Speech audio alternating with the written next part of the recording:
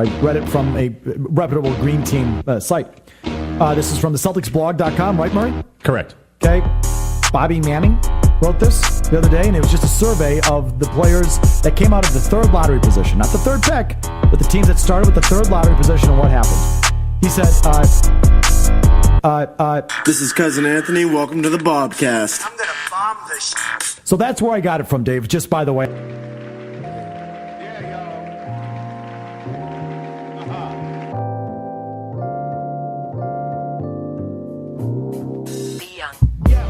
All right, everybody, welcome to the Bobcast here on CLNS Media. We're trying to get back into things this month, get a lot of shows out there, and a variety of topics. So today we are really going off the grid, but it's a very important issue. It's a very important topic in America today. So I enlisted my good friend here at Syracuse, Jalen Nash, to join us, and it's good because I've been meaning to talk with him about his career, his journey. He is what major are you here? Political science. Political science. I was going to guess that, but then it would have sounded bad if I guessed wrong. But there we go. Political science student here, lives right upstairs from me, and we've been going at it for about a year now, friendship-wise. So let's get into it. There is a lot to talk about when it comes to politics today, in this week particularly because of the tragic events down in Florida.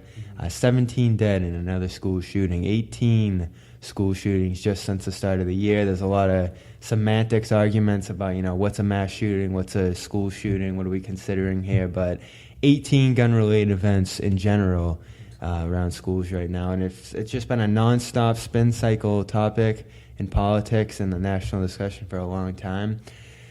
So we're going to get to that, but first of all, why politics? It seems like a messy thing to get into right now, but what drew you that way? So I grew up, my mom went to Syracuse, so she's always very educated. She always watched CNN, news, documentary, stuff like that. So I kind of grew up in an environment that fostered me to care about politics because my mom's very political. As I got older, I just kind of got to see more of the world, have more experiences, and see more people in need. And I think personally the best way to do that is through politics, because institutionally a lot of things are going to need to change for us to get the change that we're asking for. And while nonprofits and marches and protests are all good, I think having someone to go within the institution to change it from the inside is also important. So that's why. So you've worked hands-on with the voting process at this point, gathering votes, doing data on voting, this and that. What has that been like? Because I think the fundamentalists, when it comes to politics, still believe in the power of that vote. Mm-hmm. Some other people don't feel so good about it. What do you think on that? What do you mean? In terms of what? The power of the individual vote nowadays. Do I think individual votes have power? Yes, yeah. I do think individual votes have power. A lot. I think a lot of the time in that argument saying that votes don't have power, we kind of look at the people who are voting and kind of stereotype them to be from a certain socioeconomic background, a certain class. And while people from certain groups are more likely to vote, that doesn't necessarily mean that they're controlling the voter process if a lot of groups aren't voting. So a lot of people feel like they're not being represented in their communities and their government, but they're also not voting. So I think you can't say your vote doesn't count if you don't want to vote. Because the best way to see it count is to vote. So what's that process been like for you so far, serving that role? It's been dope. I worked on 2 campaigns so far. So one over the summer I worked in Queens, and it was a city council campaign, and it was Queens. So the people, our constituents, were very low income. They were people of color. Not that there's a correlation between that, but it just happened like that. Whereas the campaign I'm doing now is for Congress, so it's very rich, white, suburban. So it's been very interesting to me to kind of see how important money is in campaigns and how race does play a role, but it's not as blatant and insidious as you would think it is. It's not racist that if you're in a room full of 90% white people who are on the Democratic committee, that's not racist. It just is what it is, but it can have racist repercussions. Implications, yeah. Yeah. So you've been in those 2 environments. You've seen the power of money, and that's a hot topic of discussion now, is the ability that money can have. Do you see a difference in the ability of people to garner money from maybe those higher income communities rather than, the people who aren't making as much money, who aren't able to contribute to campaigns? Well, yeah, because campaigns, in at least the first part of it, are all about fundraising, right? Mm-hmm. So you're going out as a campaign trying to contact everyone the campaign might know, the candidate might know, who can contribute to the campaign. So if you're running in a district where people don't have a lot of money, that means you're going to have less resources to run your campaign. And not that fundraising is bad, like you got to do what you got to do. That's how you make money to actually campaign. Mm-hmm. It's just kind of a catch-22 because you have to campaign, you want more money, but where's that money coming from? So, yeah. Do you think campaigns are becoming too driven by money at this point? Because it does seem like that is the first initiative. Too driven by money. Mm-hmm. I think right now a lot of campaigns, their philosophy is get as much money as we possibly can. Mm-hmm. So in the sense that maybe they can say we want $10,000 or we want we want to hit a budget and then kind of stop. I think to that extent, I think money is kind of messing up campaigns. But at the same time, I don't necessarily know if there's anything wrong as a campaign to want the most money, if that makes sense. Yeah, it does make sense. It's tricky because there's different levels to it too. These big congressional races are going to be more money driven, and then the local levels, there's still money involved there. But does it still feel like at those local levels, policy and people are still driving things? Definitely. It's just who those people are. I think a lot of the times in the rhetoric, especially for Democrats right now, we have rhetoric against the elites and stuff. Mm-hmm. And I feel like what we miss in that rhetoric is that the elites are still voters and they're still people who have an opinion and a voice. Mm-hmm. So I feel like to say that because a campaign has a lot of high-income people that they're not representing people's voices isn't necessarily fair because they are. They're just not representing all the voices, which I feel like is the bigger issue. Yeah, so let's dive into that gun discussion because I heard some, there's a lot of takes out there this week on guns and everything else, and the problems, the power of money in that realm. You do hear a lot of people say that groups like the NRA do have a very powerful pull when it comes to an issue like that, but at the same time these groups do reflect voter values and stuff like that, and even though whether you like it or not, there is a huge gun value in this country, for better or worse.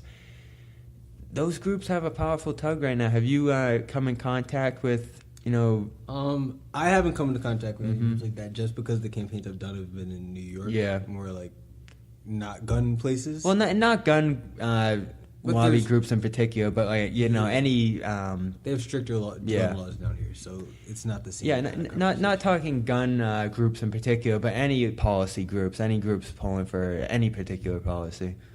Well, there's a lot of environmental policy people up in upstate New York just because, apparently the environmental stuff started here. So if you look at people running for Congress, a lot of them will put environment in their platform, whereas if they were in the city, they wouldn't. And so there's a good amount of lobbying groups. I think most of them in upstate New York are kind of for poor and disenfranchised, kind of that lane, not as much as big money interests that I know of. I could be wrong. I'm only 19, but... Yeah. Well, someone like me, very skeptical of that kind of thing. I think a lot of people have become skeptical of those lobbying groups, or the, big groups in particular.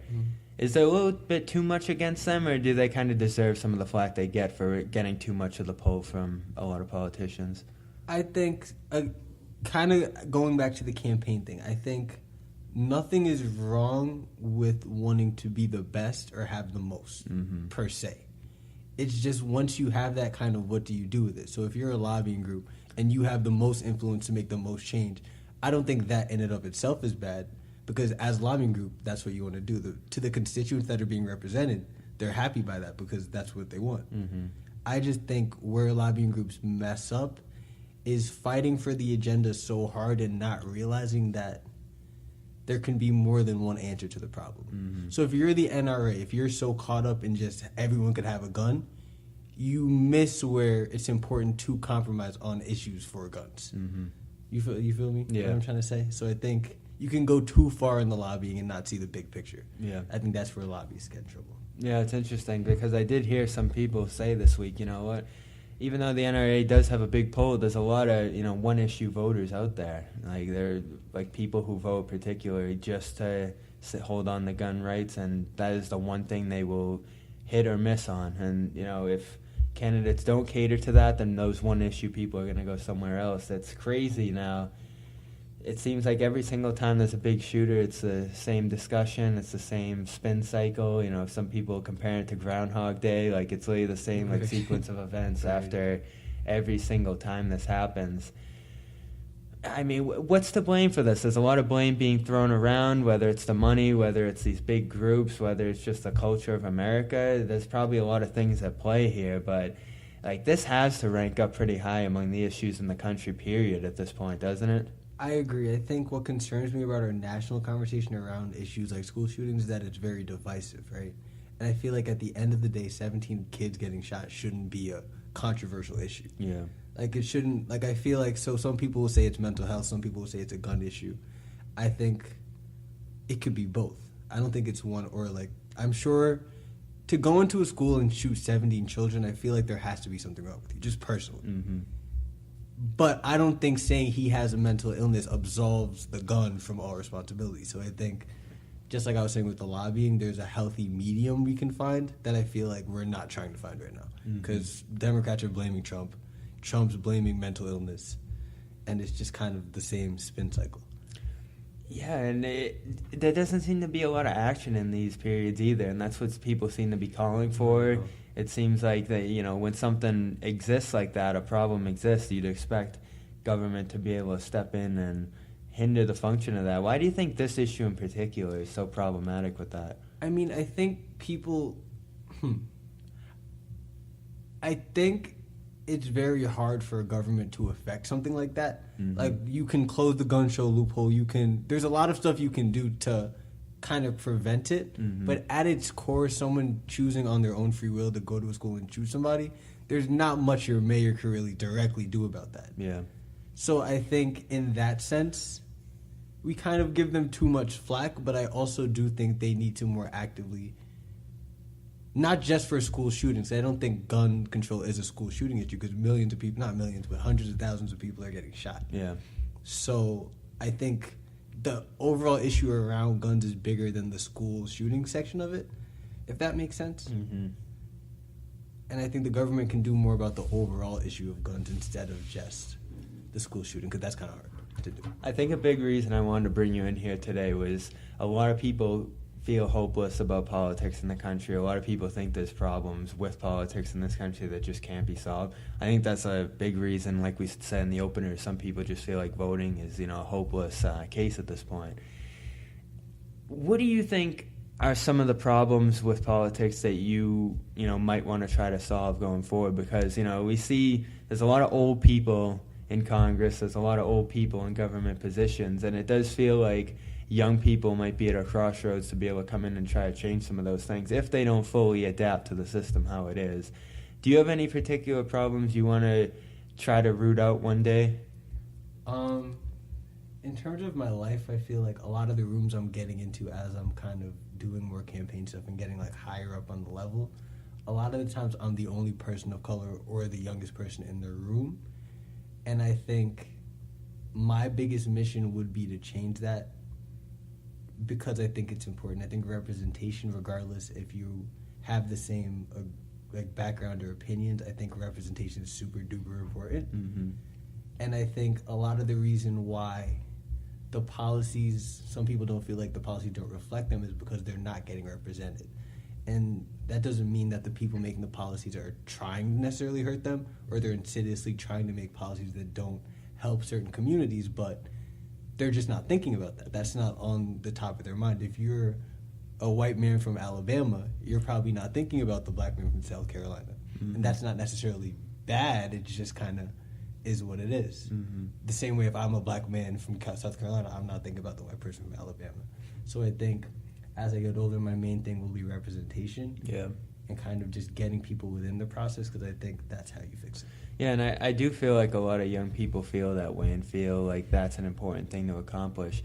I just worry about the system. A lot of the system is geared toward, keeping the status quo. It feels like, you got issues like gerrymandering and, other political issues that seem to, charge against change. So maybe you have some young people coming in that want to change the system a little bit, but the system makes it hard to change.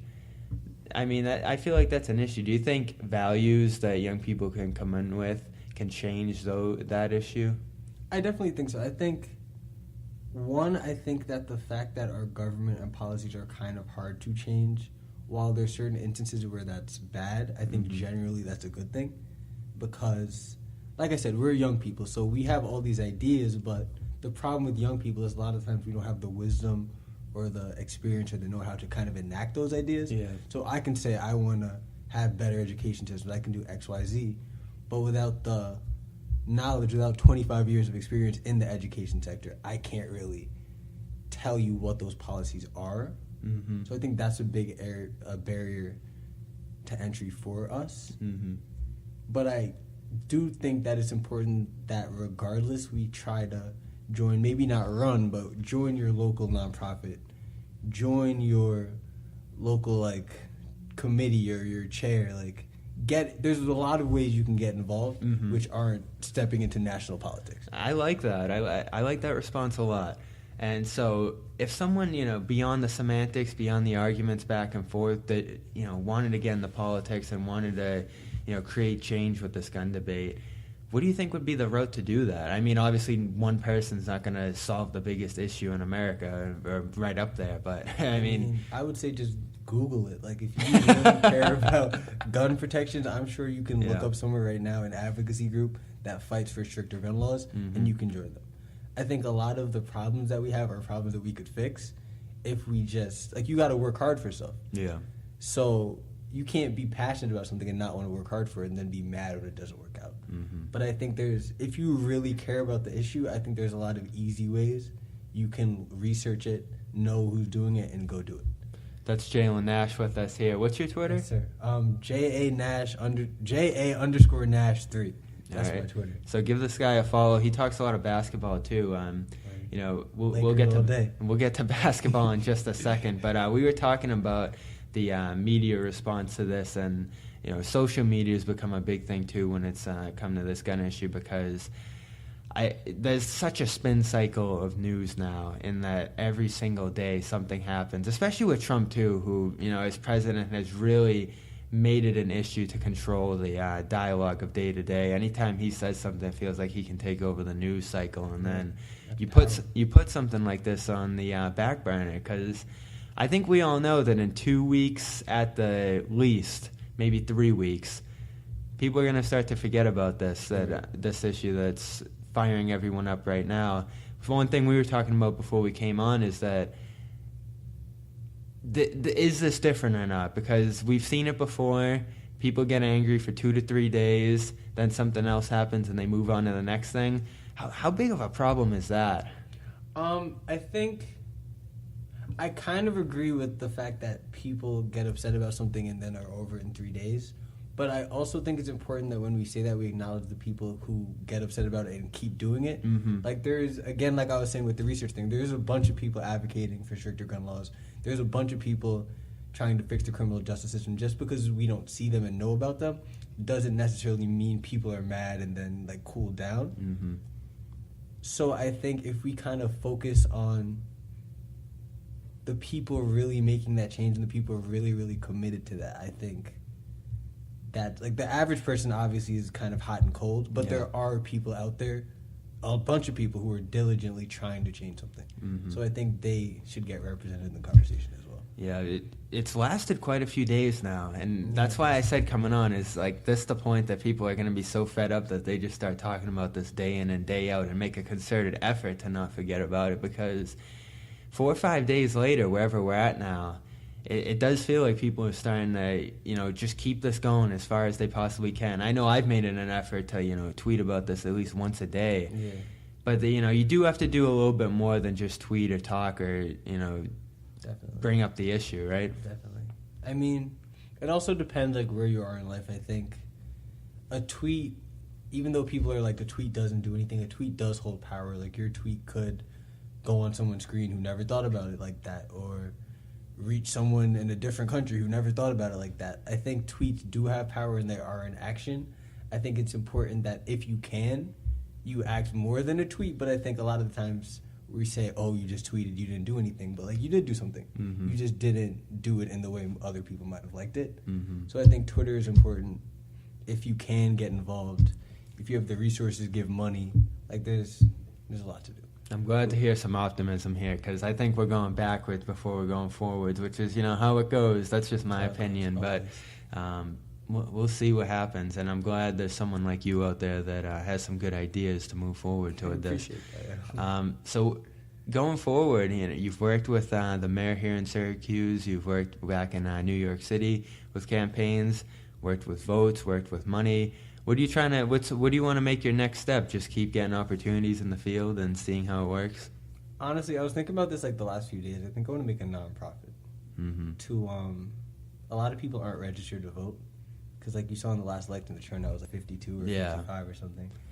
And a lot of people either don't vote or don't get registered to vote. And I was talking earlier about representation. Yeah, like that's really important to me. So I think I want to find a way to make a nonprofit in the city of Syracuse to kind of get people involved. That has always killed me personally. I've been up on politics for a while and history in general, and I think one of the recurring problems in this country going way back is the difficulty of getting out to vote. And, if you really make the effort, of course you can do it, but there's a lot of little hurdles they put in there that for, everyday people that make it a little harder. State by state, it's different too. I think that is a real defining feature of this country, is that every state has its own rules when it comes to voting, even though it's a national thing.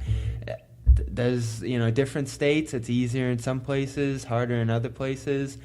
I personally, as a voter, feel like that's something I want to see change going forward. In fact, if I had my way, I think I'd have every person automatically registered to vote. That might be unrealistic, but what do you think? Is it on the voters, or is it on the government to make it easier for people to vote when it comes to lower turnouts? I think it's both. I think a lot of the times what we miss with like democracy is that it's like a two-sided process. Yeah. So there's the citizen and there's the state. And the state's supposed to provide for the citizen. At the same time, the citizen's supposed to provide and give input to the state. So I think it's kind of both of us. If you're just sitting in your house on election day watching TV not voting, that's on you. But I also think the government, there's a lot of people that don't know how to register. There's a lot of people that are afraid of the government to like go to an agency and say, here's my ID. Mm-hmm. There's a lot of people who feel like because Donald Trump is saying wild stuff on Twitter that they don't belong in this country, so they don't want to get involved. So I think there's a lot of issues on both sides that prevent people from voting, and I think we have to work together to kind of fix that. But the blame's not all on one side. Yeah, I just think that is one of the underrated issues in this country, is the fact that in some places it really is hard to get access to vote. You got to go miles to get a certain ID, you got to do this and that. Obviously there's an amendment against the poll tax, but decades ago that was a similar issue, and it feels like we're going back on that too. If you spend $10, it's still a poll tax. Yeah. Regardless if you're giving it directly or indirectly. That is true, and that was one of the more frustrating things the Supreme Court did over the last 10 years, I think, is the fact that they rolled back on the Voting Rights Act back in the 60s that gave the federal government overwatch on the states. If they were making it too hard to vote, they'd step in and repeal some of those laws, and they got rid of that. And I still wonder, they say the conditions back in the 60s where states would notoriously try to hinder people's right to vote are gone. And then I say, when the Supreme Court gets rid of that, and then like days later states start enacting those the conditions are still there, like they just popped right back up. Yeah, that's why it's important to get involved. Like I said, nonprofits, I want to do a nonprofit, but I'm sure there's Project Vote that's a nonprofit that kind of does similar things. I could give you more, I just have to think about it. Yeah. There's definitely groups that do that kind of stuff that you guys should definitely get involved in before my shit pops up. Good conversation here. Let's talk basketball, because we're in the All-Star weekend out in LA. Sir. That's your team, the Lakers. Yes, sir. How did a New Jersey boy become a West Coast basketball fan? That's funny. I think I remember the first basketball memory I have was Lakers Celtics, and like, Same here. It was the year we lost, and I just saw how bad Kobe wanted it. Like, he lost, but I could tell he was like mad. He was trying to win. He was trying to score all the points by himself. And I feel like growing up, I was very like that. So I think not me and Kobe have a lot in common. But like, I don't know if you'd want a lot in common with Kobe, to be honest. But, like, I think how bad he wants it is something I really, really admire, and his work ethic. So that's why I'm a Laker fan. And there you go. So how are they looking this year? We're not looking that good. Our defense sucks. But in, like, 2 years when Ingram's older, Kuzma's older, Zoe is older, hopefully we keep Randall. In a few years, we'll be good. I'm confident. Do you think LeVar Ball is going to throw this team's trajectory off? Honestly, I didn't think so. I saw in the news he said, like, something about, like, if you don't... Something about how Lonzo's not going to resign if the Lakers don't do anything. Yeah, that was crazy. I think what he specifically said is that once Lonzo becomes a free agent, he's not signing with any team unless they take LiAngelo and LaMelo or something to that effect. I don't know if he actually said that. Hopefully he did it. But, like, I think he has to be careful because I feel like the Lakers have a lot of pride. Mm-hmm. And, like, the Lakers are one of the few teams that will dead cut Lonzo. Like, I think Magic isn't going to just let Lonzo, like, run the team, so I think he should be careful. Like, it's not the Kings. Yeah. Like, you can't. Well, it's crazy that he's actually been able to penetrate the locker room. And you had the issue with Luke Walton when he called for his job. You had the issue where journalists were trying to interview LeVar in the front rows of the games. Yeah. And then eventually the Lakers just threw him out. I mean, that is a hard situation to handle because I think... I would say Lonzo feels committed to his dad. I mean, he just released an album with his dad. It's crazy. So I think there's a good relationship there between those two, and I think Lonzo does know his dad's a bit wacky, but at the same time, like I think he stands by the stuff he says, and he stands by the pride that he has in him, and that doesn't bode well for the Lakers as a team. I agree. I think Laker fans are used to Kobe, so we already had the superstars. So, like, I think he's trying to become, like, the super... It's just weird because it's the Lakers. Like, we're used to a certain type of star, and Zoe isn't really that. And I feel like LeVar is trying to make him that superstar, which is, like, cool, but, like, it's kind of disrespectful.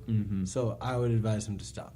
So you were pumped about Isaiah. It's good to see someone who's so happy about Isaiah Thomas coming in because I have notoriously stood by Thomas strongly through this, and Celtics fans overwhelmingly have been just surprisingly happy to see this guy not thrive post-Boston. I mean, of course he was playing for the Cavaliers, one of the chief competitors of that team, but... It wasn't his fault. Yeah, I know. Like, 15 games in, the Cavaliers said they were going to be patient with him. That certainly was not the case, and now he's out in L.A. You were happy to see it, huh? Yeah, I was happy to see it because I think IT's a great player. I think he's a top... Maybe I'm going to hold off on that. I think he's a really good player. And you would have been on the record with that one. I think IT's a really... I don't know. Our defense is really bad, and he doesn't have that at all, like, whatsoever. I think the Pelicans had, like, 100 at the start of the third the other day. Dallas had, like, 90. Our defense is trash. But I like IT. Is this his landing spot long term? I don't think so. Well, I don't think... Unless he... I don't see him fitting on the Lakers if he's not coming off the bench. Yeah. Because as much... Like, I'm cool with him playing 2 this year because, like, we're not going to make the playoffs, so, like, we can have fun and, like, do whatever.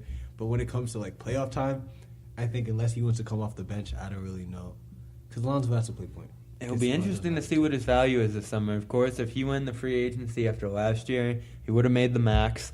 At this point, who knows? And especially with him just having fun out in L.A., as you said, maybe that value's dipping a bit. And there's a lot of big free agents out there, too. Yes. And the Lakers, as we know from Twitter, lots of photoshops, lots of dreams of big free agents.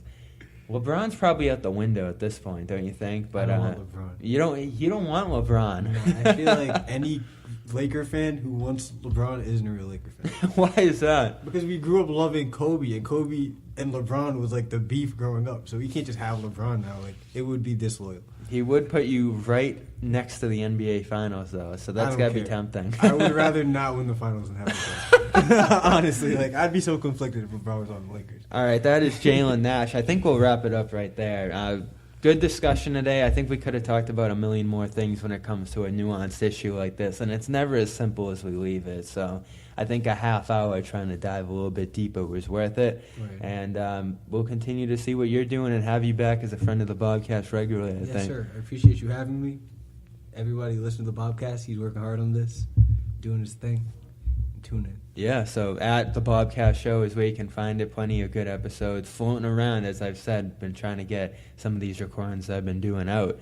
And hopefully the show just keeps rolling because I haven't had as much time to work on it as I want to, but should. I think I should because people seem to enjoy this, and hopefully they do. That's the show. Bobcast. Until next time, we'll see who we have next. But for now, this has been Jalen Nash and Bobby Manning.